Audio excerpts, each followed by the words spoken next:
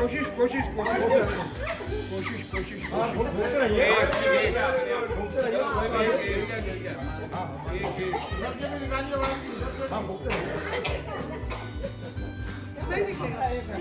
निकालिए निकालिए जोर जोर से। Very good very good. भाभी जी आप इधर का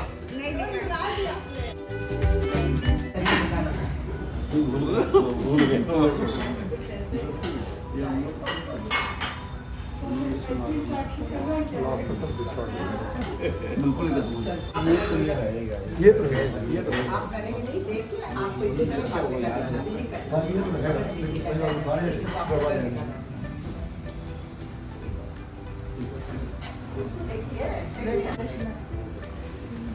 दादा आप तो हमेशा करेंगे। ओके चलो भाई अब योगा योगा योगा करो। ये 5 एक्शन था। इतना तो आया ही नहीं। हम लोगों ने सबको ये किया ही पाए।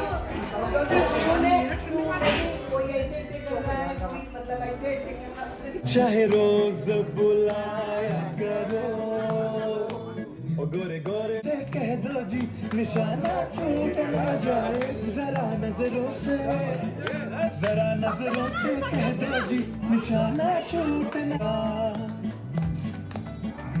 किसी न किसी से कभी ना कभी कहीं ना कहीं क्या हुआ ये ना पूछो कुछ ऐसी बात हो गई एक अजनबी हसीना से यूं मुलाकात हो गई।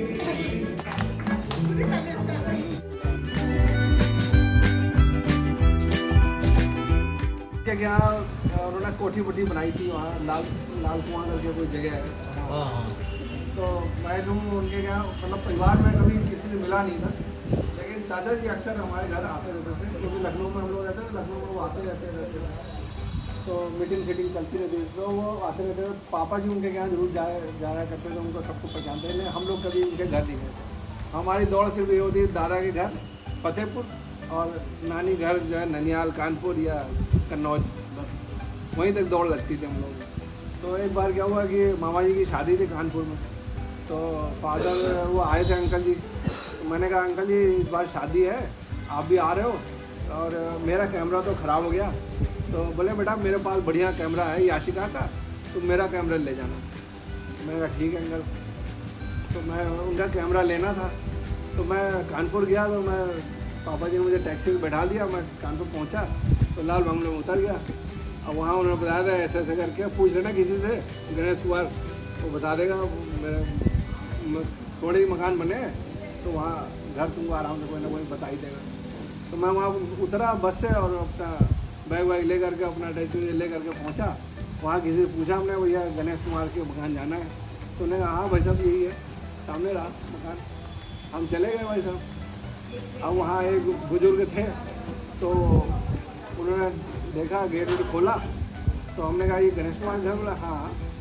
तो बेटा तुम? मैंने कहा मैं राजकुमार का बेटा हूँ। अच्छा अच्छा राजकुमार बेटा आ जाओ बेटा आ जाओ आ जाओ आ जाओ। और बेटा कैसे हो? पापा कैसे हैं? मैं बहुत अच्छे हैं। और मम्मी कैसी है? ठीक है। और बिटिया कैसी है? ठीक है। और सब लोग कैसे हैं? हमने और बहुत अच्छे हैं। आओ चलो चप्पल उतारो। ले आया, बिठाया उठाया तो उसे उन्होंने कमरे में बैठा दिया, बेडरूम में ले गया, बैठा दिया। मैंने कपड़े वपड़े खोले, अपना तहमत बांधा आराम से, हम भी रिलैक्स हो गए। फिर उन्होंने जो अपना खाना वाना लगवा दिया ज़मीन बैठ करके। मतलब हम लोग करीब 11-12 बजे पहुँचे थे। शाम हो गई, बच्चों के साथ खेले वेले सब कुछ किया और उसके बाद सब लोगों से बातचीत भी हुई। सब लोगों ने घर के एक दूसरे के हालचाल भी ले लिए, सब कुछ हो गया। उसके बाद शाम को जो है रात के 9 बजे जब खाना वाना लगा तो हम लोग ज़मीन बैठ के खाना वाना खा रहे थे। खाना वाना खाने के बाद जो है वो एक आदमी आया तो बोले अरे लो आ गए भैया भी आ गए।